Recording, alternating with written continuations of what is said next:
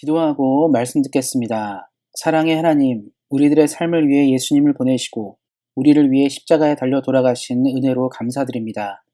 이 사순절을 통하여 우리 사랑하는 성도님들이 하나님의 사랑과 은혜를 충분히 묵상하게 하시고 늘 주님이 주신 능력으로 삶을 살게 하시기를 기도합니다. 지금은 살아계신 하나님의 말씀을 듣습니다. 말씀을 전하는 사람과 듣는 모든 사람들에게 큰 은혜로 함께 하실 하나님을 믿으며 우리를 구원하신 우리 주 예수 그리스도의 이름으로 기도하였습니다. 아멘. 함께 읽을 하나님의 말씀은 구약성경 876페이지 시편 103편 1절부터 22절까지 말씀입니다. 구약성경 876페이지 시편 103편 1절부터 22절까지 말씀입니다. 내 영혼아 여호와를 송축하라. 내 속에 있는 것들아 다 그의 거룩한 이름을 송축하라. 내 영혼아 여호와를 송축하며 그의 모든 은택을 잊지 말지어다. 그가 내 모든 죄악을 사하시며 내 모든 병을 고치시며 내 생명을 파멸해서 속량하시고 인자와 긍휼로 관을 씌우시며 좋은 것으로 내 소원을 만족하게 하사 내 청춘을 독수리같이 새롭게 하시는도다. 여호와께서 공의로운 일을 행하시며 억압당한 모든 자를 위하여 심판하시는도다. 그의 행위를 모세에게 그의 행사를 이스라엘 자손에게 알리셨도다.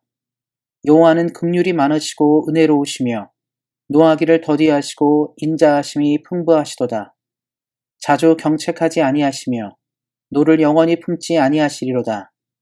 우리의 죄를 따라 우리를 처벌하지는 아니하시며 우리의 죄악을 따라 우리에게 그대로 갚지는 아니하셨으니 이는 하늘이 땅에서 높음같이 그를 경외하는 자에게 그의 인자하심이 크심이로다.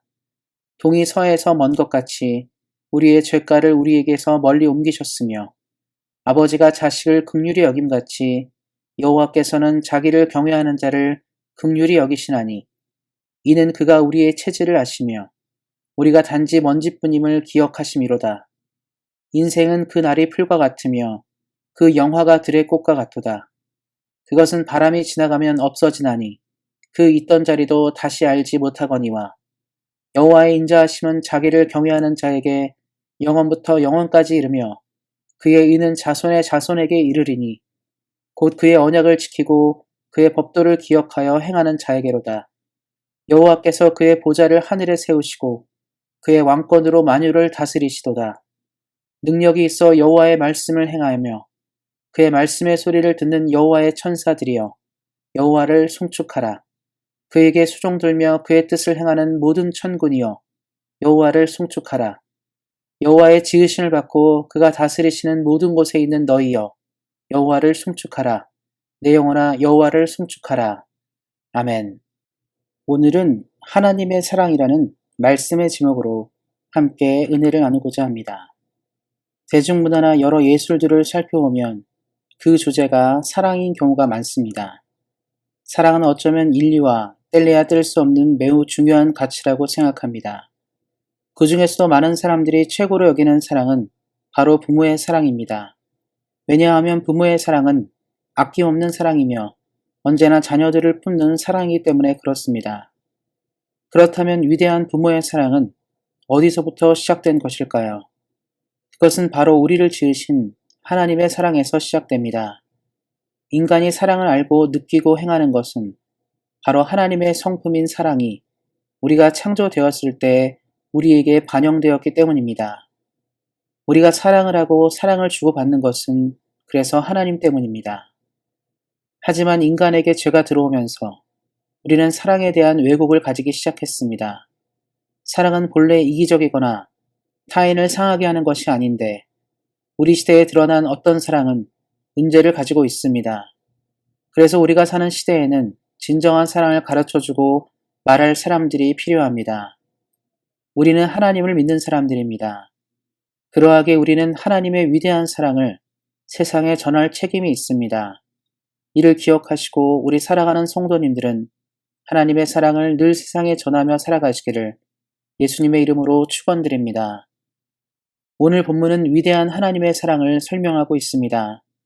먼저 3절부터 11절까지는 우리의 죄를 사하시는 하나님의 사랑을 이야기하고 있습니다.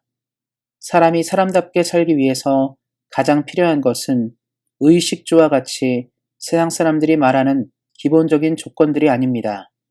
사람들에게 가장 필요한 것은 본래의 모습으로의 회복입니다. 그런데 우리는 우리의 조상 아담의 범죄로 인하여 하나님이 지으신 첫 모습을 잃었습니다. 그리고 그 후부터 우리는 고통과 근심의 삶을 살게 되었습니다. 죄의 문제 해결 없이는 우리는 온전한 삶을 살지 못합니다. 그래서 하나님은 예수님을 보내셔서 우리의 죄를 해결하시고 우리를 온전한 삶으로 초대하셨습니다. 사랑하는 성도 여러분, 우리는 예수님으로 인해 새로운 삶을 살게 된 존재입니다. 우리의 간절한 소원과 기대가 우리가 믿는 하나님으로부터 흘러나옵니다. 죄로 인해 막혀있던 은혜의 통로가 예수님으로 인해 뚫려졌기 때문입니다.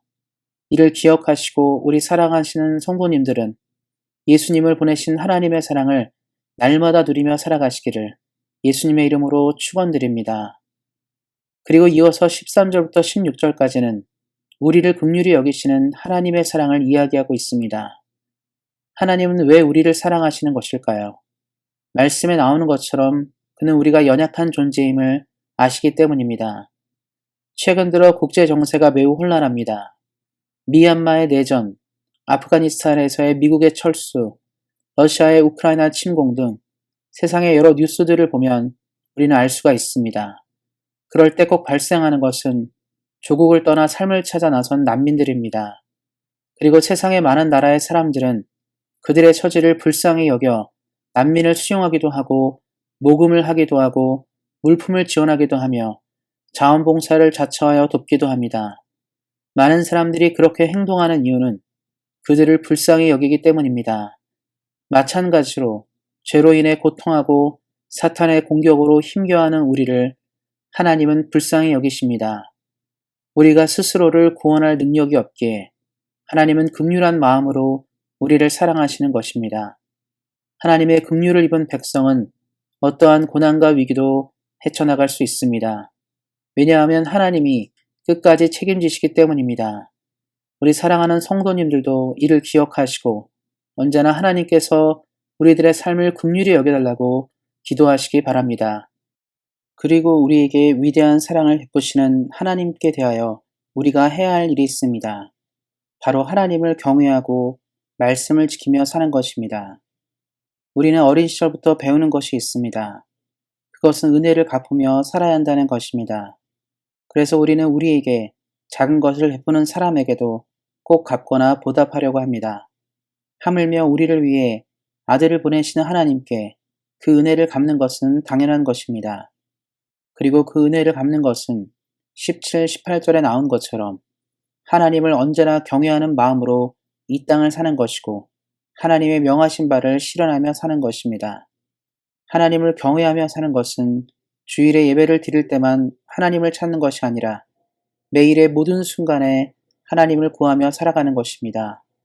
또 하나님의 말씀대로 사는 것은 이 땅의 어떤 가치보다 성경의 가치를 최고의 가치로 여기며 살아가는 것입니다. 말씀을 맺고자 합니다.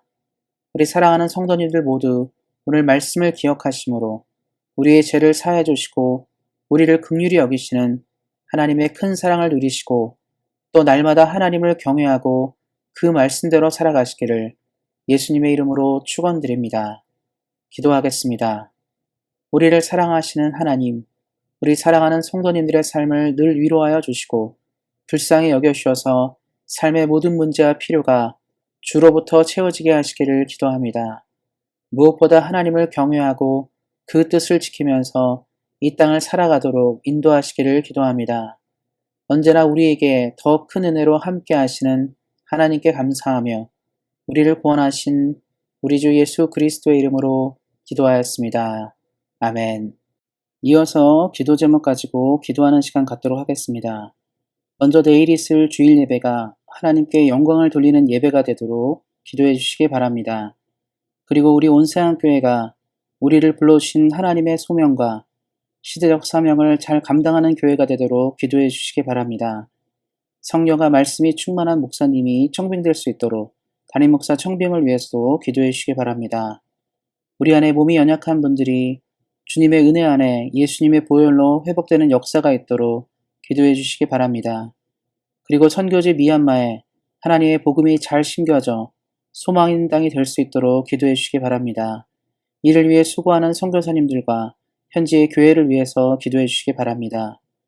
우리가 떠나온 조국 대한민국과 우리가 살고 있는 캐나다가 하나님을 잘 섬기는 나라가 되도록 우리가 살고 있는 땅과 우리가 떠나온 조국을 위해서도 기도해 주시기 바랍니다. 끝으로 사랑하는 성도님들의 개인 기도 제목 가지고 뜨겁게 기도하는 시간 갖도록 하겠습니다.